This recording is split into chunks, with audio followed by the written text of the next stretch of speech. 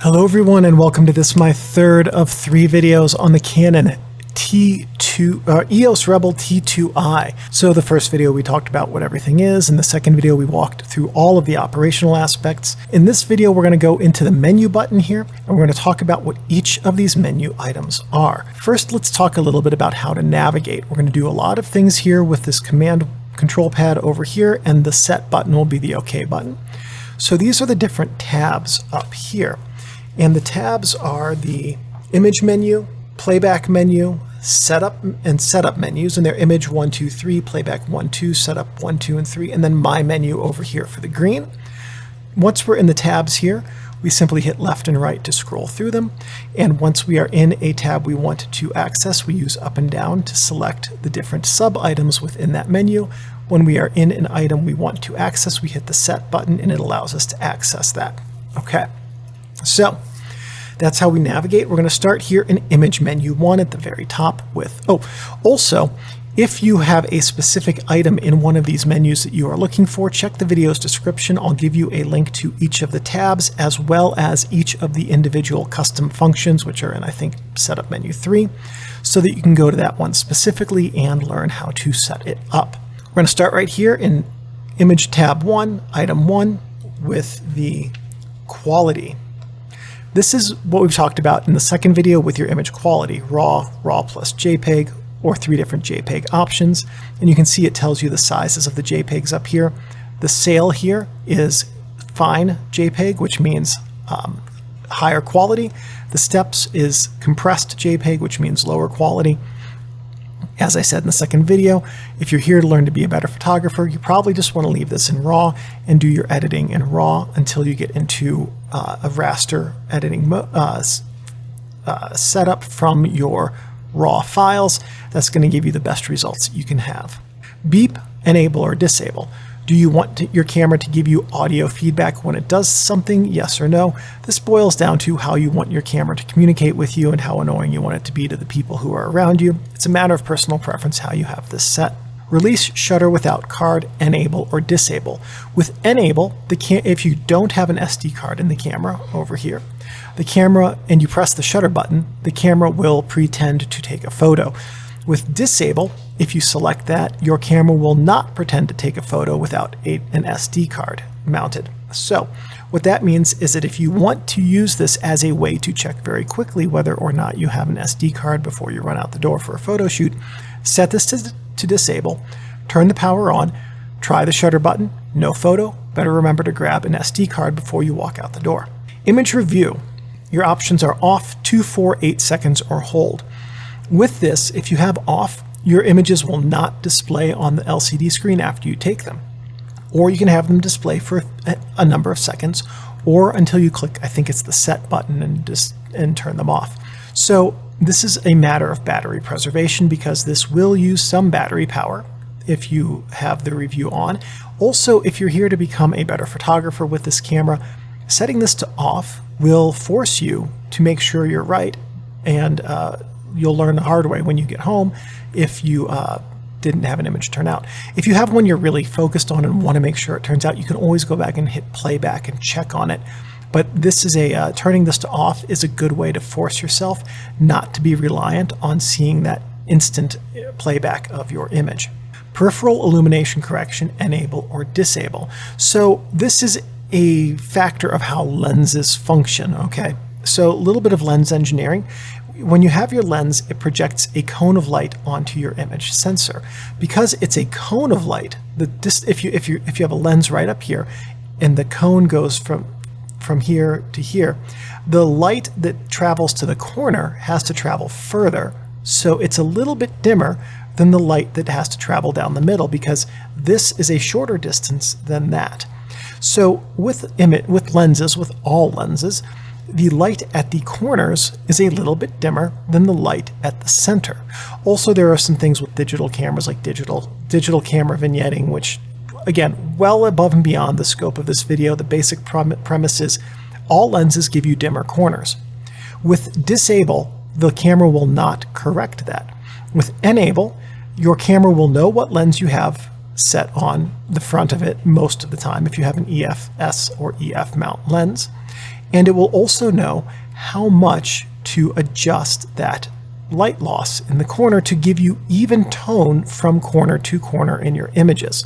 This is just a matter of personal preference, and if you want the lenses to behave like they do out of the way they're engineered, or if you want the camera to correct that.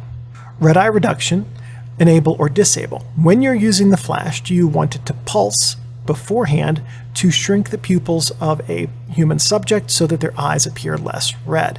If you are using the pop-up flash on the camera or a flash mounted in the hot shoe, then this, and taking photos of people, this would be a good idea to have enabled. Flash control, so this applies to both your hot shoe flash that you could mount or to the on-camera pop-up flash. So flash firing, enable or disable. Do you want the flash to be able to fire? Built-in flash function settings. So it's going to be locked into ETTL mode here. I'm not sure if that's a function that can be changed with other settings being set differently on this camera or not, but ETTL means that the light meter in your camera will affect how your camera fires, how powerful it is. Shutter style, and this is where things start to get really important. First or second curtain. If you remember from the first video, I said the flash, the flash sync will be the first curtain, and then you have a 200th of a second, and then the second curtain closes, and then it resets. With first curtain, the flash fires when the first curtain reaches the end of its travel.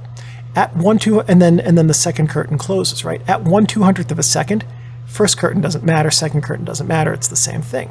With second curtain, first curtain travels, the flash will fire just before the second curtain starts. So like I said, at 1/200th, at 1/60th, at 1/30th, this really doesn't matter that much, if at all. At 10 seconds, this matters. In bulb mode, this matters. If you want to do second curtain, you can tell the camera to trigger at the end of the exposure instead of the beginning of the exposure. That way, second curtain, a really good example is, let's say that you have a friend who's going to ride a skateboard down a dark street at night, okay? And they have some lights on, okay?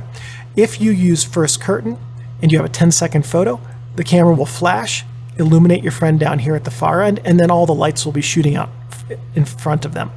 If you have second curtain, all the lights will be recorded, your friend will get down here to the end of the photo, the flash will illuminate them, and all the lights will be trailing off the back of them. That's the difference in this mode. Flash exposure compensation. Do you want to force the flash to put out too little light or too much light? This is just a manual flash control interface. ETTL meter to evaluative or average. So basically, with evaluative, the camera's flash meter will use that 63 zone breakdown for the evaluative meter of the scene, and then it will be able to appropriately identify what things might glare, how much flash power is needed based on distance and things like that. With average, the camera will take the entire scene and average out all of the meter readings to determine flash power. Basically, this boils down to practicing with the types of things you're photographing as to which one of these is going to work best in your setup and with your subjects. External flash function settings. If I had an external flash connected, and it was a Canon flash, I'd be able to do all of the same things we just talked about with that external flash. External flash custom function settings, it's not going to let me access these without a Canon flash mounted, but if you have a Canon flash mounted, you can adjust some custom functions for how it works. Clear external flash custom function settings, you can reset those settings so that you can set it up for your specific setup. And that's everything on Image Menu 1. Now we're going to go into Image Menu 2. We're going to start right up here at the top, exposure compensation and auto exposure bracketing. So if you remember from the second video, we talked a little bit about how to do this. I can use the command wheel to go into auto exposure bracketing, and this will set up a bracket where I'll have one proper exposure, one that's a stop under, and one that's a stop over. If I hold down the AV button, nope, why is that not doing that? It's left and right, that's why. If I push the left and right button, I can now force a whole lot of underexposure or a whole lot of overexposure, up to 2 stops in either direction. So basically this allows me to do a lot of control over the exposure bracketing. If you wanted to do an absolutely gonzo like HDR, You could start all the way down here, do 3 shots, adjust a third of a stop, 3 shots, over and over and over, all the way until the far end. But realistically, if you're shooting in RAW, you'll probably find you don't need to shoot HDR photos anyway.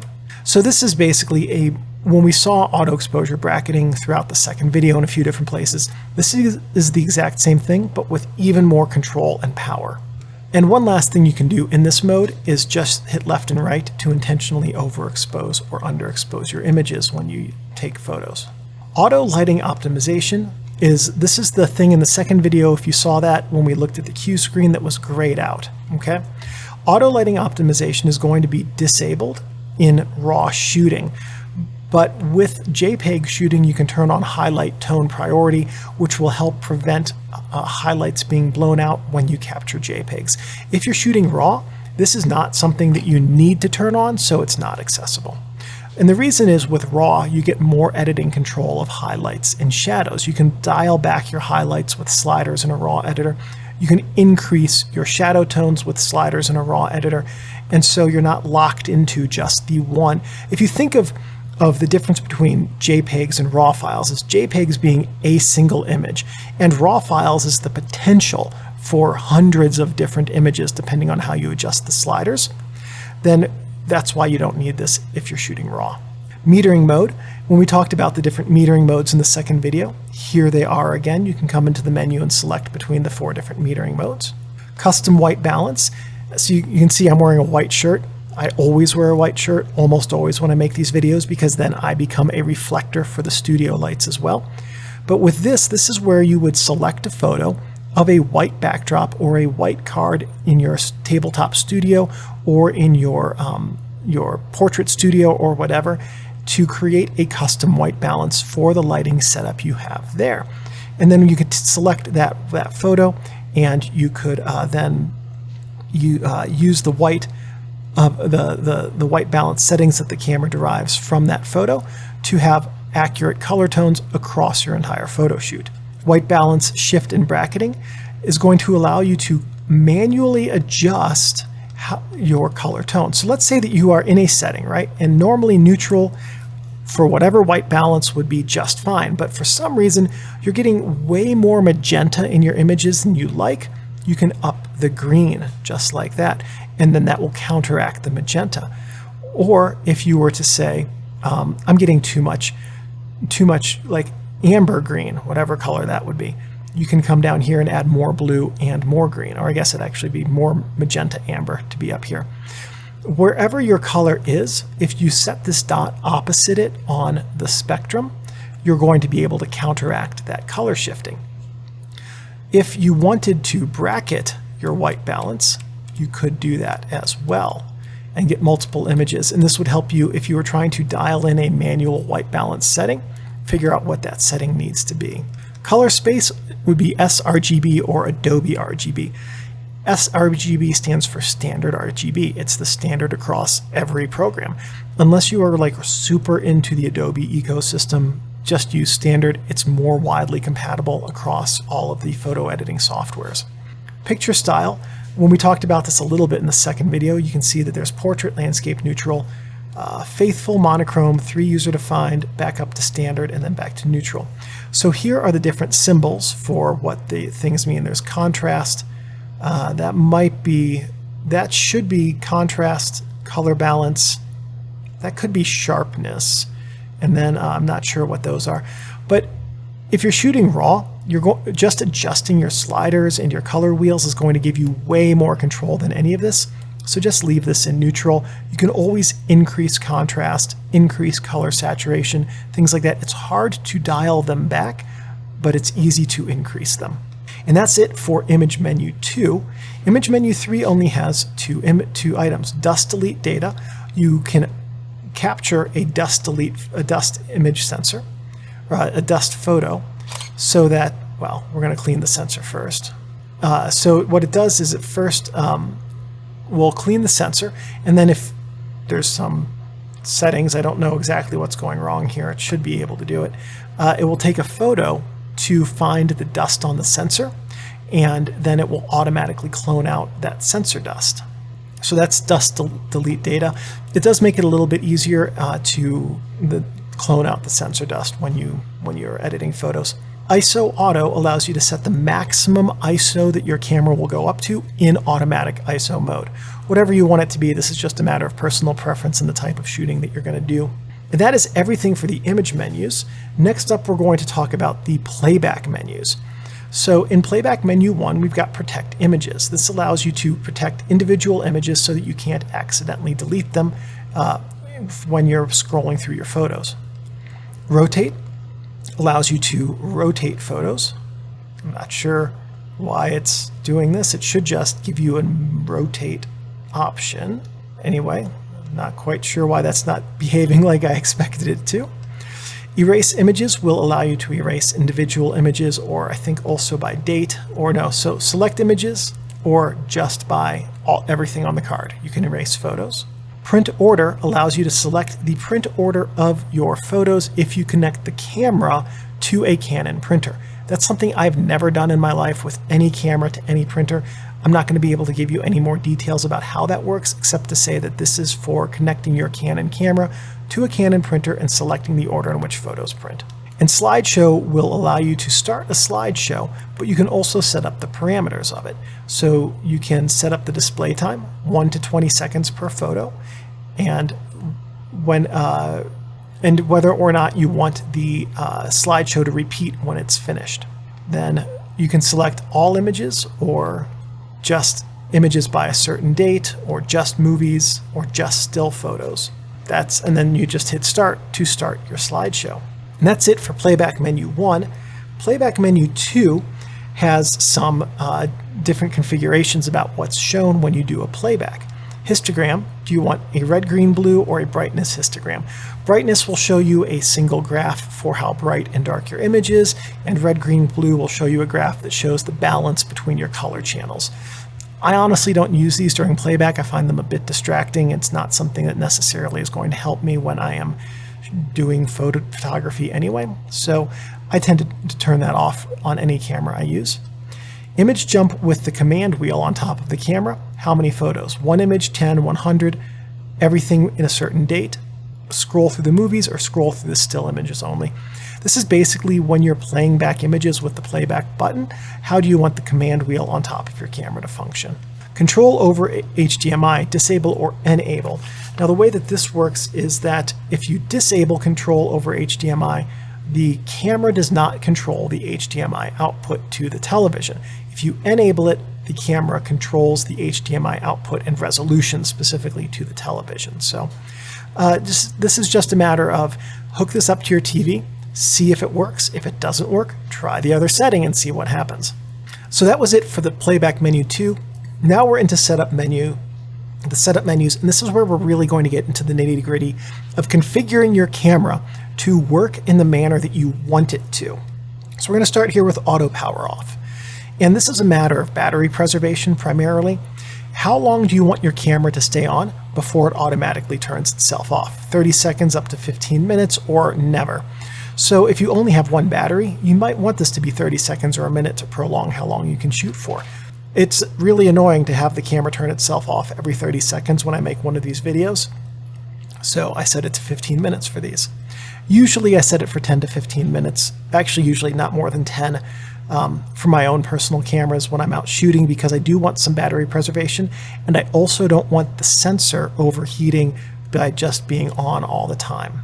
Auto rotate on or off, or on for camera and monitor. So basically with off, if you take a portrait orientation photo, which is where this side or this side is the top, landscape, this side is the top, with off, that portrait orientation photo will display to take up the entire playback screen, whether on your computer or on your camera. With on computer, your computer will automatically rotate portrait orientation photos to be upright. With on computer and camera, when you play back, your computer will do the same thing, but when you play back images on your camera, you'll get letterboxing on the sides and then an upright portrait orientation photo. So this is a matter of personal preference and how you want your camera to play back your photos as to which one you choose. Format is going to allow me to format the entire SD card if I want to. Sure, I don't actually have any photos on there that I care about. I format this memory card every time I make one of these videos. So you can do that, but if you do that, it's going to erase every single photo and video on your memory card. So only do that if you really want to wipe out that memory card.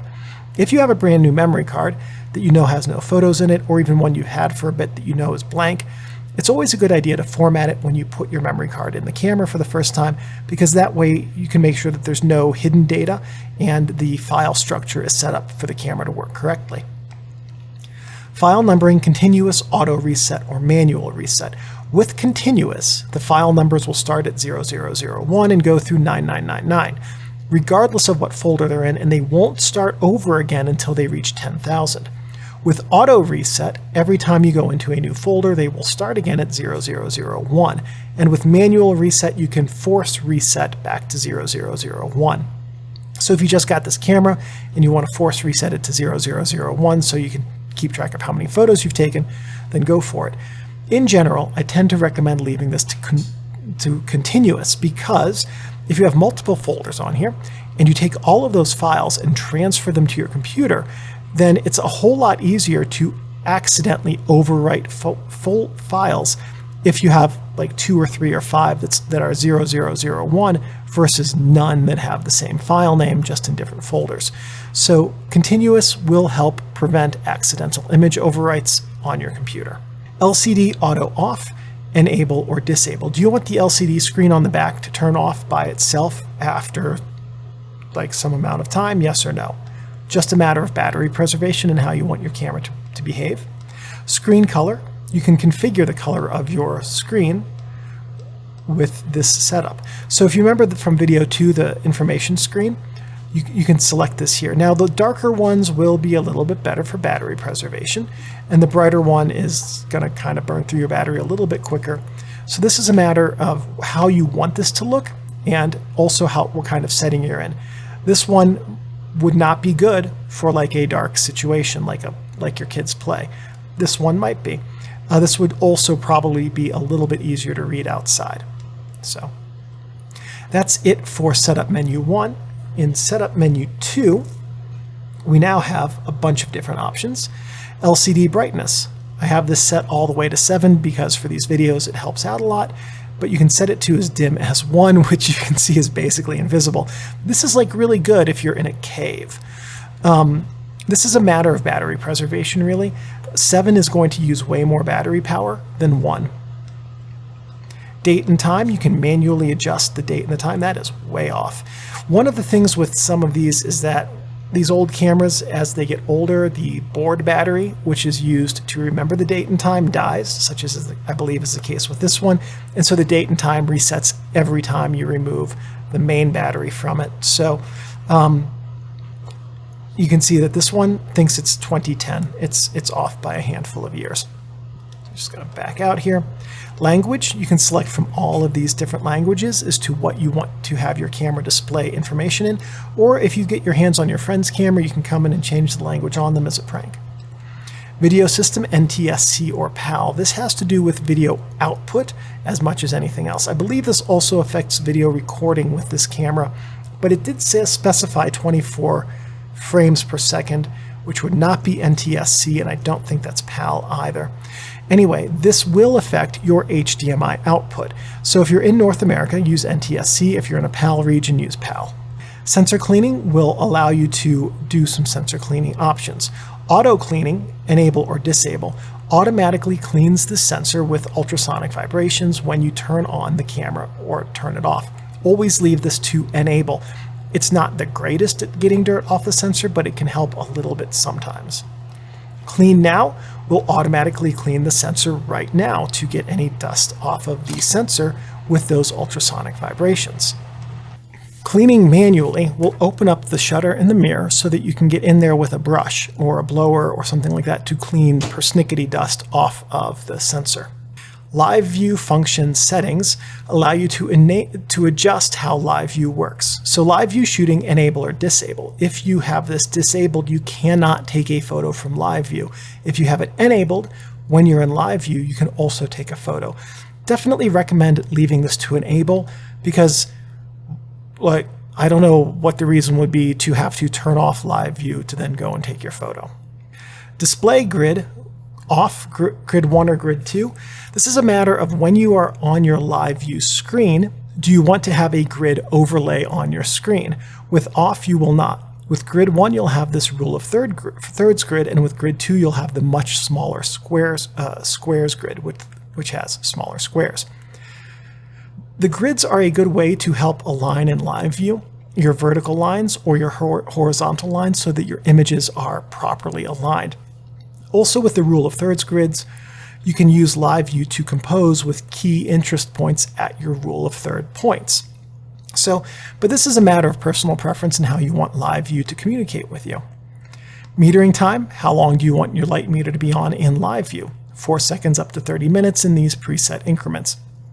It's just a matter of personal preference and how long you want to have your meter be active. Autofocus mode in live view only, quick mode, face priority, live mode, or live mode. Honestly, I don't know exactly what the difference is between all of these, except that quick mode is going to be, as I understand it, is designed to obtain quick focus. Face priority live mode is designed to find and track faces that are facing the camera. And then live mode is just live autofocus during live view shooting. So matter of personal preference and playing around with how these different modes work for your specific setting to see which one you like the most. So that was everything in Setup Menu 2. We're now here in Setup Menu 3. Custom functions we're going to go through at the very end, but we'll come back in just a minute. Copyright information, you can enter the author's name up here by one letter at a time. Enter copyright details, so let's say you're doing photos that will belong to someone else, or if this camera is owned by a company, you can enter the copyright information for whoever actually owns the photo if it's different from the photographer. Clear settings will clear all of the settings in the camera. You can clear all camera settings or just the custom functions, or we can back out of that. And then firmware version is the firmware information. I believe that 1.1.0 is the final firmware. And also, if you need to update your firmware to get to a higher version than if you have something lower than 1.1.0, there is a link in the video's description to the Canon website for the firmware update.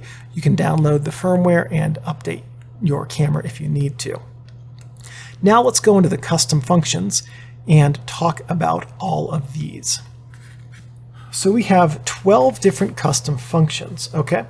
So this first one, that's number 12. So the first one here, number 1, along the bottom, you can see that there's 0s, 2s, and 1s. If the number is in blue, that means it's a custom function that is different from default and that has been manually set. If the number is white, then that custom function is set to the factory default.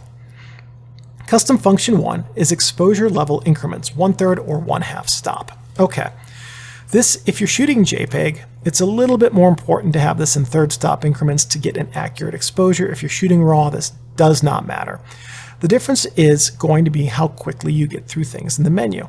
So 1/3 of a stop, let's say you have a shutter speed of 1/125th of a second and 1/250th of a second. Those are separated by a stop. 1/3 of a stop would be 1/125th to 1/160th, I think it is, to 1/200th to 1/250th. Each of those intermediaries is 1/3 of a stop. 1/2 would be 1/125th to, I think it's 1/80th to 1/250th, something in that range. That would be a half stop. If you're talking about ISO, I don't think you can do incremental ISO stops with this camera, but 200 to 400 is one stop, 200 to 250 to 320 to 400 uses third stops, 200, 300, 400 uses half stops. The same is true with aperture numbers as well. You get half and third stop increments.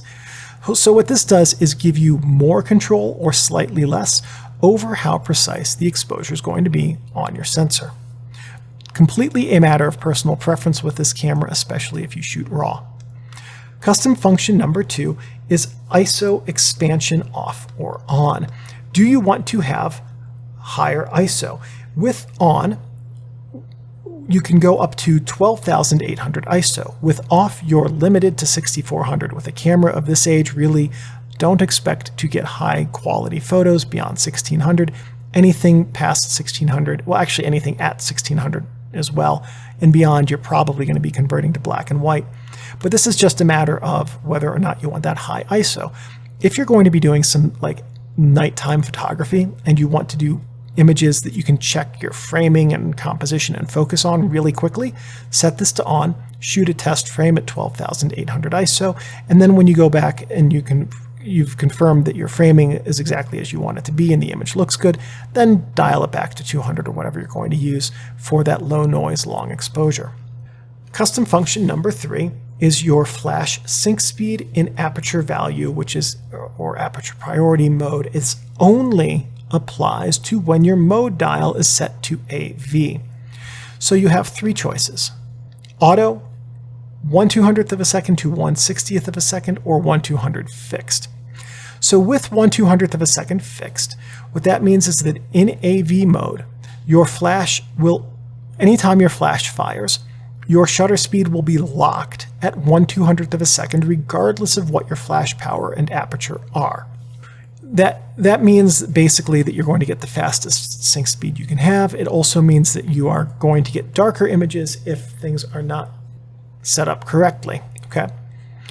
1/200th to 1/60th automatic means that the camera will allow a shutter speed as slow as 1/60th of a second for flash sync speeds if more light is needed with your aperture or flash power settings. And then auto, the camera will use any shutter speed up to 30 seconds to give you a proper exposure with your aperture setting and flash power in aperture priority mode. This is completely a matter of personal preference and how you want your camera to behave in AV mode when using a flash. If you never use a flash in AV mode, this setting doesn't matter for you at all. Custom function 4 is long exposure noise reduction, off, auto, or on. Basically, what I can't tell you is how long an exposure this starts at, but off means you will never have noise reduction for a long exposure. Auto means the camera will determine whether or not long exposures need noise reduction, and on means you will always have noise reduction for a long exposure. One quick note about this camera being now 12 or 14 years old is that the algorithms in it are also that old. So any free software you get today or any noise reducing software you get today will do a better job of this than the algorithms in this camera. So I'm going to recommend leaving this to off, especially if you're shooting RAW. Custom function number 5 is your high ISO noise reduction. This is exactly the same type of thing, except with high ISO shooting instead of long exposures. High ISO gets a lot of noise from your from the algorithms used to amplify the signal coming from the sensor. So you can select this to standard, low, strong, or disable. I'm going to recommend leaving this to disable and either embracing the noise and converting your high ISO photos to black and white, or using noise reduction softwares on your computer that will do a much better job. Custom function number 6 is highlight tone priority, enable or disable. So basically with this, if it is enabled on the LCD screen in the second video, you might have seen that it said D+ next to the different image quality settings that we were choosing. That means that highlight tone priority is enabled. What this does is this also prevents expanded ISO settings from being accessible when this is enabled. And the intended idea of this is to expand the dynamic range in your images so that highlights are not blown out. If you're shooting RAW, this isn't going to do a ton for you, so you can just leave this to disable and get those added functions back. But if you're shooting JPEG, you probably want to leave that to enable to be able to recover those highlights a little bit more easily. Custom function number 7 is your autofocus assist. Basically, this is your autofocus assist beam that's on the front of the camera. So your options are enable, disable, enable external flash only, or infrared assist beam only. With enable, if the light's too low for autofocus to work, the light will light up on the front of your camera. With disable, it never will. The autofocus will just keep trying. With enable external flash, if you have a flash mounted on the top of the camera and it has a beam or I think maybe also a pulse for this, the camera will use that external flash for autofocus assist. And then lastly, infrared autofocus assist beam only will use an infrared beam on the front of the camera to assist with autofocus capabilities. So this is a matter of personal preference and what you want to have the camera do as it's using autofocus assist in settings where there's not enough light for autofocus to work properly.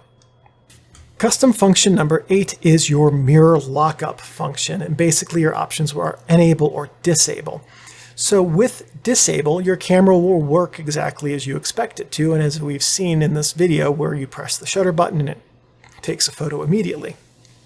With enable, you press the shutter button a single time, that raises the mirror. You press the shutter button a second time, that takes the photo. So this is good if you're doing something like microscopy and you don't want to have any camera shake in the image from taking your photo. You can set this to enable, set your self-timer, and you will have mirror lockup function with self-timer. You can also set this to enable. You'll have mirror lockup with a remote control, and you'll have mirror lockup with a remote control. So you can have images that have exactly 0 shake in times when image shake can be amplified by things like high magnification enlargement with a microscope or high magnification macro lens. Custom function number 9 is your shutter auto exposure button. So in the second video, I said we'd talk about the asterisk button up here and what it does. Well, that's where we're at now. So this gives you 4 options. AF AE lock. What does that mean? So AF stands for autofocus. AE stands for auto exposure. Your auto exposure is going to be your shutter speed and aperture. That's your exposure settings. With option 0, the asterisk button, when pressed, locks the autofocus point and the shutter speed and aperture that the camera is going to use at the moment you press that button. So if your subject runs away from you and into a different lighting setup, you will lose accurate focus and you will lose your accurate lighting setting with that. So this is a good mode to use if you're primarily a portrait photographer working with stationary subjects in fixed lighting. Auto exposure lock AF, what this does is this locks your metering settings, your shutter speed and aperture, and still allows focus to occur. If you press the asterisk, you can press the asterisk to focus, and the shutter button halfway locks the auto exposure settings with this. That's how that works. Option number 2 is autofocus is AF lock, no AE lock. What this does is that in autofocus servo mode, you use the asterisk to shut off autofocus while the asterisk button is depressed. And then the exposure is calculated at the moment that the image is taken. And this is good for settings like, say, a basketball game where you might want to calculate the photograph's exposure settings when a specific player does a thing that is exciting or so forth. It also allows you to control your autofocus a little bit better if you have a bunch of different basketball players, for instance, running around in front of or behind other players from your perspective. You can control your autofocus a little bit better. And then this last one is no auto exposure lock, and the asterisk turns autofocus off and on. So if you've ever heard of the function autofocus on, that's basically what this is. And with this one, the exposure is calculated when the image is taken, and this is good for settings where the subject may start or stop repeatedly, such as kids when they're playing. So this is basically a matter of personal preference and what you want to have that asterisk button do when you're using your camera. Custom function number 10 has just a whole bunch of different options, and this is what your set button over here will do when you are shooting when you're using your camera to take photos. 0 is nothing.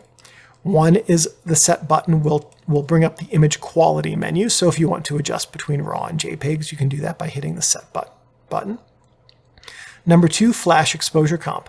You can use the Set button to pull up your flash exposure compensation, where you can intentionally over or underclock your flash power. Number 3 is your LCD monitor on or off. You can use the Set button to do the exact same thing as the Display button up here.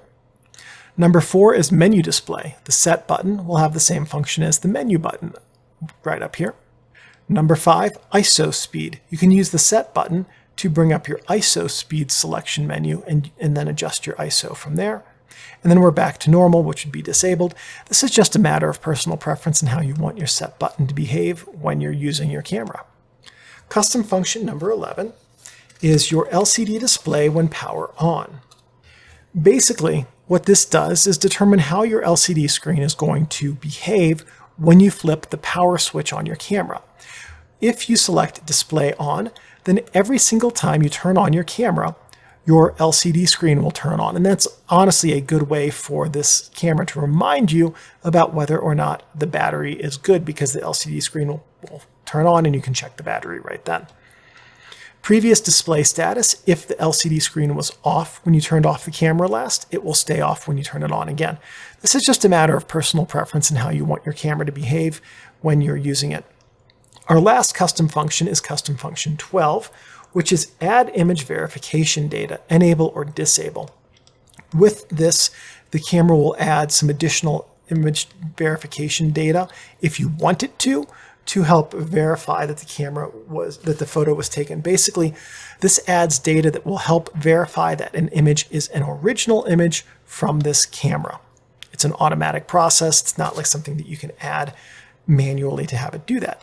Now we're back to custom function 1, and we're done with all the custom functions. So let's go on to My Menu, and we'll breeze through this because My Menu is a pretty simple thing to use. We're going to click OK to My Menu settings. With Register to My Menu, what you can do is you can select individual things here to have them be on your My Menu. So if you know that you're going to use, say, image review and flash control frequently, you can register them to My Menu, and then whenever you come into My Menu, they'll be right there. You don't have to hunt through the menus to get to them anymore. You can sort your My Menu items so that even though you found flash control second, you know you're going to use it more often. Now you can sort it so that it's on top. Okay.